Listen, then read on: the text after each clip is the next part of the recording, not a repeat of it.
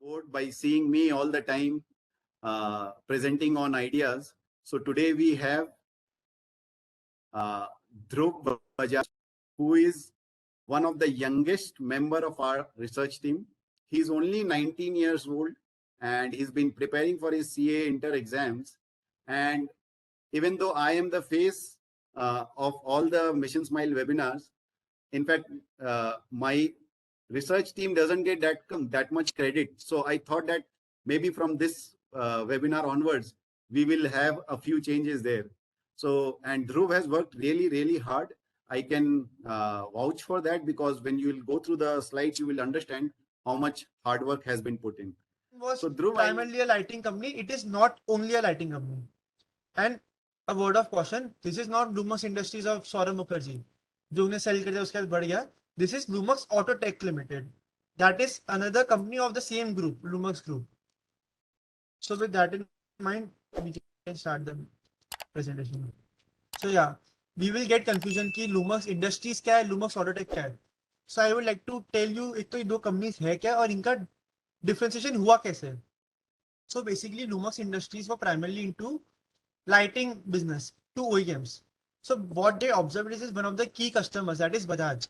Or Lumux Industry is a JV with some Stanley Corporation of Korea. So they have 35% contribution and total contribution is close to 70% of promoting that business. So basically what happened is, जो Bajaj था, they wanted कि they have some Indian supplier rather than having some company जिनका कोई भारतीय company का JV है. They must have had their reasons. So Lumux Group had an option either to let go of this business entirely या फिर create a separate entity primarily focused on catering Bajaj business. So that led to the inception of Lumux Autotech. So this was a business created, but now there was a problem.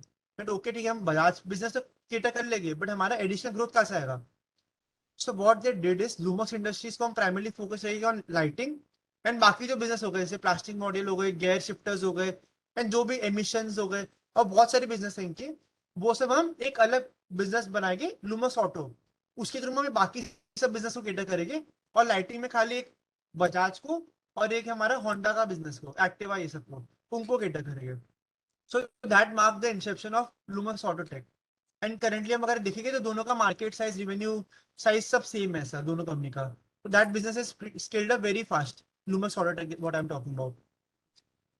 So with that in mind, now if we see the corporate structure, so देखिए थोड़ा confusion होगा ये कितना घिच पे मतलब वो कर है. So I would like to substantiate that. तो इनकी बेसिकली स्ट्रेटेजी ये है कि हमारा जो बजाज का बिजनेस है वो हम आराम से खुद सेटल कर सकते हैं. तो हमारा जो होंडा का लाइटिंग वाला बिजनेस है वो हम आराम से हम कर सकते हैं. और एक और प्रॉब्लम इस चीज में ये भी थी कि लुमक्स से, जैसे हमने अभी देखा फिल्म इंडस्ट्रीज में ऐसा था कि उनके कॉन्ट्रैक्ट ऐसे थे कि वो लोग सेम जो प्रोडक्ट अगर ओईएम्स को दे रहे हैं वो आफ्टर मार्केट में सेल नहीं कर सकते.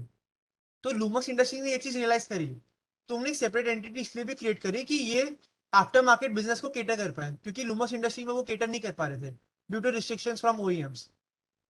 तो इसलिए लुमक्स ऑटोटेक अपना आफ्टर मार्केट बिजनेस स्केल कर पाया, क्योंकि उससे कोई अपॉर्चुनिटी नहीं ना, वो बाकी सब कंपनीज को ऑफर ही नहीं कर सकता कि बाकी सब कंपनीज को लुमक्स इंडस्ट्रीज कर रहा ऑफर.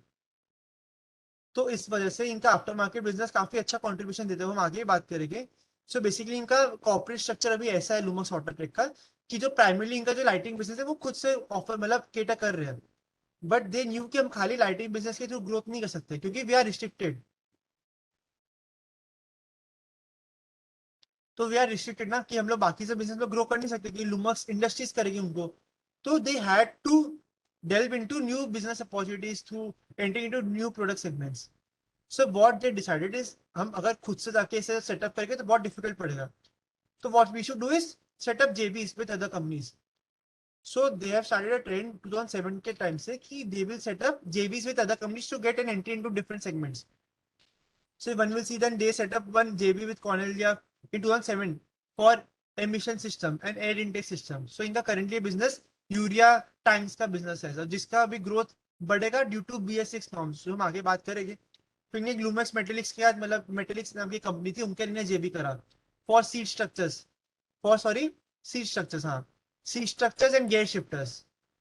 एंड जब मनो था ये इनका बना था की जेबीज है. जिसमें ये मार्केट लीडर है, इनका गेयर शिफ्टर्स का बिजनेस है और इनका इंडिया में 70% मार्केट शेयर है इन गेयर शिफ्टर्स। तो अब ये इस चीज से भी कर पाए स्केल अप क्योंकि इनने जेवी करा था। तो ऐसे अभी किसी ने पूछा था कि रेड फ्लैग है या नहीं है, तो ये बेसिकली ऑटो इंजीनियर की प्रैक्टिस होती है। अगर हमको कोई न्यू प्रोडक्ट सेगमेंट में जाना है तो हम खुद का प्रॉपर केपेक्स करने के बदले कोई ग्लोबली एस्टेब्लिश प्लेयर क्या जेबी कर लेंगे, जिसके थ्रू या तो हमारा ये बिजनेस स्केल अप जल्दी हो जाएगा, या फिर अगर लॉस हुआ भी तो हमारा जो प्राइमरी बिजनेस सेगमेंट है उसमें हमारे रिसोर्सेज लगे रहेंगे, हमारे ये सब सेगमेंट में उतने रिसोर्सेज वेस्ट नहीं होंगे क्योंकि मैनेजमेंट का प्राइमरी फोकस ये सेगमेंट पे रहेगा, इनका जो की लाइटिंग बिजनेस है। तो उनका मैनेजमेंट बैंडविड्थ वो एक्सपांड कर सकते हैं ना, हर बिजनेस में अलग सा सीईओ लगा दे, तो इनका एग्जिस्टिंग बिजनेस की ग्रोथ कॉम्प्रोमाइज नहीं होगी because of their expansion strategy into different categories.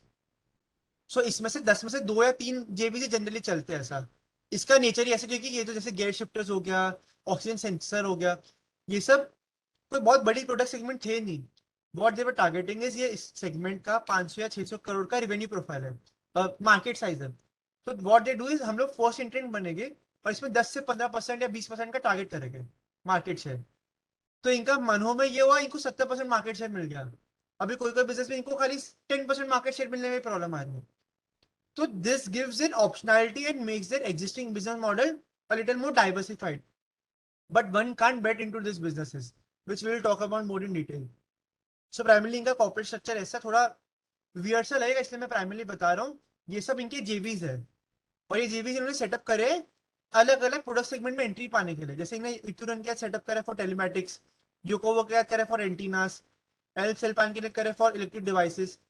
तो प्राइमरली इनको अगर कोई न्यू सेगमेंट में एंट्री चाहिए तो दे डू दैट थ्रू जेवीज।